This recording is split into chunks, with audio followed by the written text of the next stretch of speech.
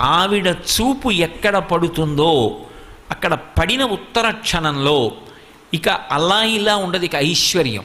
అది ఉత్సాహం కానివ్వండి, సంతోషం కానివ్వండి, పూనిక కానివ్వండి, అక్కడ ఉండేటటువంటి సంపద కానివ్వండి, అవన్నీ కూడా అంత పుష్కళత్వాన్ని పొందుతాయి, అంత సంతోషంగా ఉంటుంది.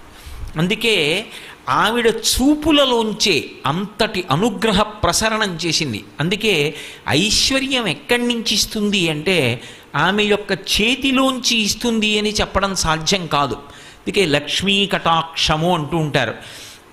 ఆవిడ చూపు పడితే చాలు, ఒక్కసారి అలా ప్రసన్నంగా చూసిందా ఇక అక్కడ ఎంత ఐశ్వర్యం ఏర్పడుతుంది అనేటటువంటి దాని గురించి చెప్పడం ఎవరికీ సాధ్యం కాదు. అయితే మీరు ఒక్క విషయం జ్ఞాపకం పెట్టుకోవాలి, నేను ఐశ్వర్యము ఐశ్వర్యము ఐశ్వర్యము అన్న మాట వాడుతున్నప్పుడు కేవలము నేను సంపద గురించి మాట్లాడుతున్నాను అని మీరు